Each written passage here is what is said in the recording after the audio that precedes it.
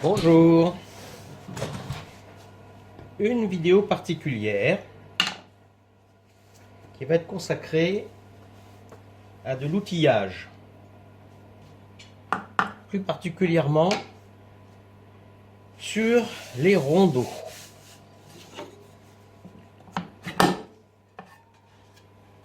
On va voir aujourd'hui comment percer une girelle pour fixer les rondeaux rapidement.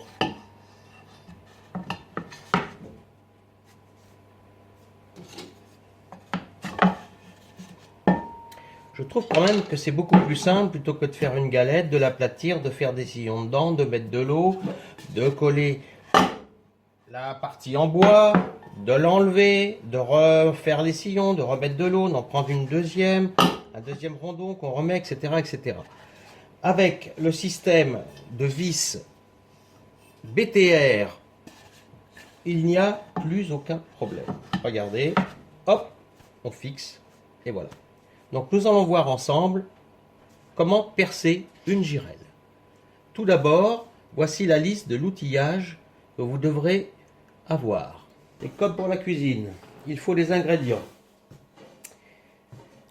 Un grand réglé, un crayon à marquer, un compas, un pointeau qui sert à marquer avec le marteau les endroits où on veut percer, un petit foret de 4 mm, un foret de 6,8 mm, un foret de 13 mm, du papier, du tape, du papier collant, un peu de papier abrasif, le pied à coulisse, pas indispensable, mais c'est mieux si vous l'avez, autrement un mètre fera l'affaire, le marteau, cet outil qu'on appelle un tourne à gauche. Il existe aussi en plus simple, on peut le trouver ici.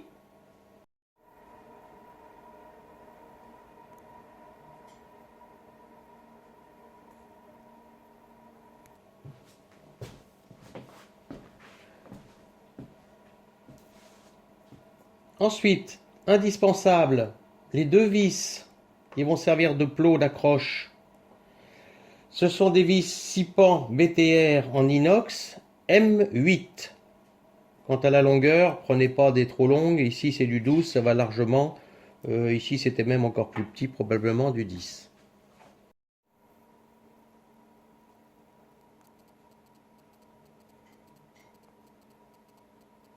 Il vous faudra vous munir d'une perceuse. Ça c'est une petite spatule qui a été faite tout simplement dans du bois de récupération des lattes de lit. Du contreplaqué épaisseur 18 mm, surtout pas en dessous. Quant à la qualité du contreplaqué, c'est pas la peine d'aller acheter du contreplaqué marine.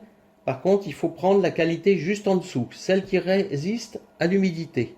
Ne prenez pas le contreplaqué de base, puisque nous, on travaille avec de l'eau dans le tournage. Alors, pour la réalisation, on va voir toutes les étapes ensemble. La première va être de repérer le centre. Alors, il y a peut-être d'autres méthodes avec un crayon, je ne sais pas. J'ai pas vraiment exploré la chose. Moi, je vous propose celle-ci. On prend une toute petite boule de terre. On la met à peu près au centre.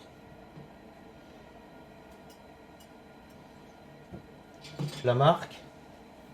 Et avec un outil, une steak, tout ce qui vous passe à travers les mains, on va faire une mini pointe au milieu. On peut même enlever ce qui dépasse. Voilà, je ne sais pas si c'est très visible à la vidéo, mais ici, il y a une toute petite pointe. Autre étape va se passer sous la girelle. Sous la girelle, il y a des renforts. Un renfort, c'est cette partie-là. Et nous allons percer entre deux renforts. Surtout pas percer au milieu. Essayez de ne pas percer non plus là où il y a la vis de fixation de la girelle sur l'axe. Trouvez un endroit libre. on va se mettre ici par exemple, entre ces deux. Donc je place mes deux index sur les nervures qui font office de renfort de cette girelle dessous et je pose les pouces dessus. Moi, ce qui va m'intéresser, c'est de percer quelque part au milieu. Donc, je fais un simple trait ici. Maintenant, à l'aide du réglet, je le pose sur le trait, puis je fais passer le réglet par la petite pointe au centre de la girelle et je fais un trait de chaque côté.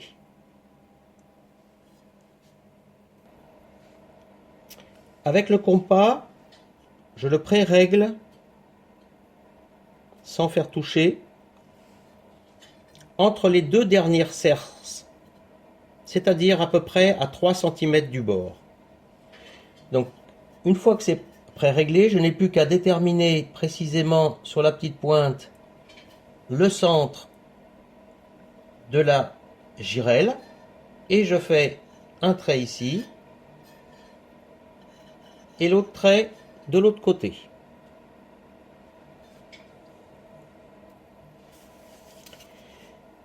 À l'intersection des deux traits, je place maintenant très précisément, le mieux possible, la tête du pointeau. Et avec le marteau, je vais donner un petit coup. Je mets le marteau environ à 10 cm au-dessus et je donne un petit coup, surtout pas plus. Alors ici, vous avez remarqué, je ne vais pas refaire d'autres trous sur cette girelle, donc j'ai pris un autre morceau d'aluminium. Maintenant que l'avant-trou est marqué, avec un foret de 4 mm, je perce la girelle. Attention que ça se mette bien justement sur l'avant-trou marqué.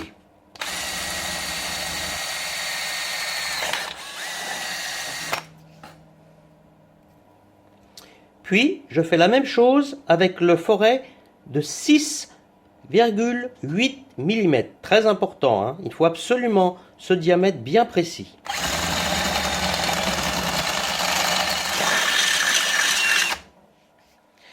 Je vous recommande d'aspirer tout de suite ces copeaux. Parce que si vous les laissez traîner dans l'atelier et vous les retrouverez dans vos mains, ça peut être dangereux. Le trou de 6,8 est fait. Je présente le tourne à gauche avec son tarot de 8 mm. Je l'introduis dans le trou et je commence à tourner.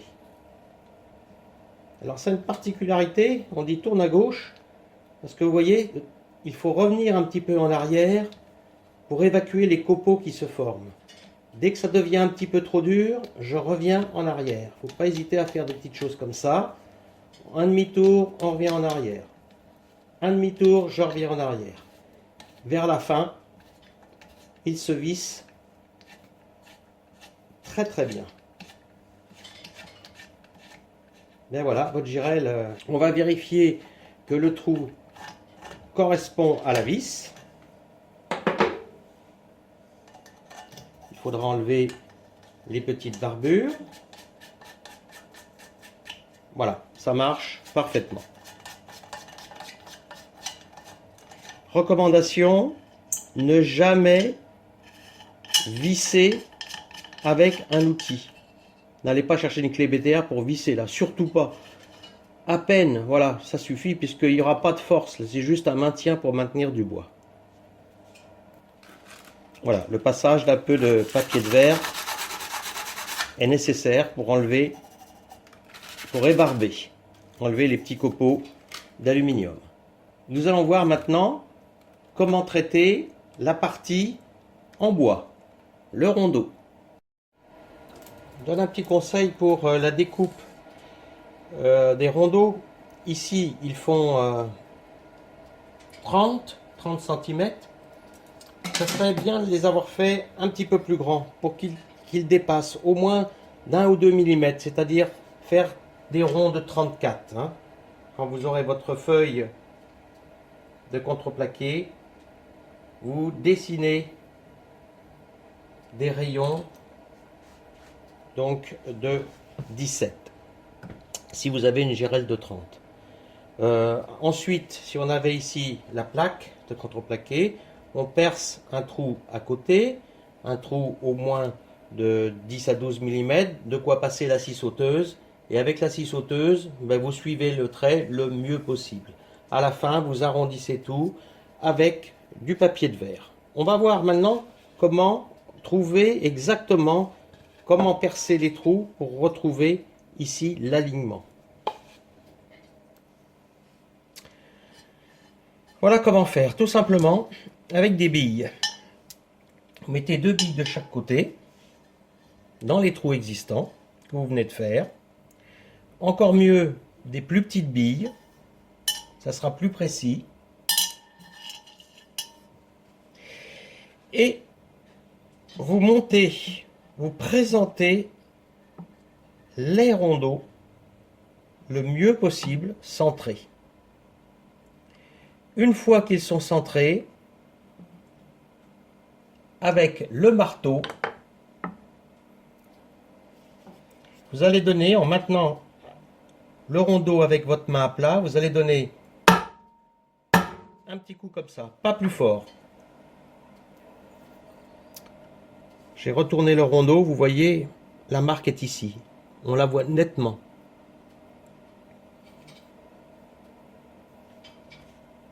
La petite cuvette qui a été formée, avec le crayon, il n'y a plus qu'à marquer le fond.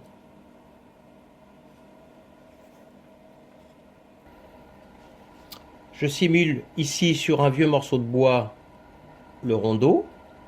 Sur la marque qui a été faite au crayon, à nouveau un petit coup de pointeau. Je perce à nouveau, je fais un avant-trou d'environ une profondeur de 1 cm avec le forêt de 4. Puis le forêt de 6-8. Attention de ne pas vous laisser embarquer, pas que ça perce. Juste sur quelques millimètres. Ce sont des avant-trous. Alors, c'est ici, à mon sens, la partie la plus compliquée, celle où il y a un risque. Le risque, quand vous allez percer, de faire un trou. On va déterminer maintenant la profondeur de perçage. Attention, dans un forêt, sur chaque ellipse, il y a 2 côtés. On va chercher le côté le plus long, celui-ci. C'est lui qui va percer et qui va être le plus profond. Donc, en partant de celui-ci, je viens marquer avec mon ongle la profondeur de la tête et ensuite, je place et j'enroule un morceau de scotch. 3-4 tours seront suffisants.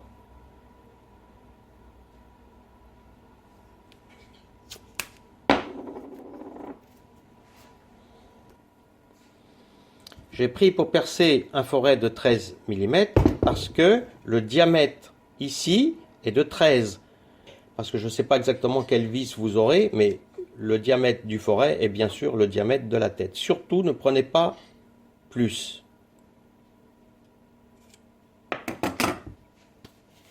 Donc je perce jusqu'à la marque du scotch. Si vous avez une perceuse qui comporte une jauge de profondeur, vous le faites. Là, je fais dans le cas minimum où on n'a pas la jauge. Donc, il vaut mieux s'arrêter, vérifier, mettre la vis dedans. Alors, comme c'est neuf, là, que ça n'a pas servi, il faudra peut-être un petit peu taper dessus. Donc là, il manque encore à peu près 1 mm. Donc, on va s'ajuster.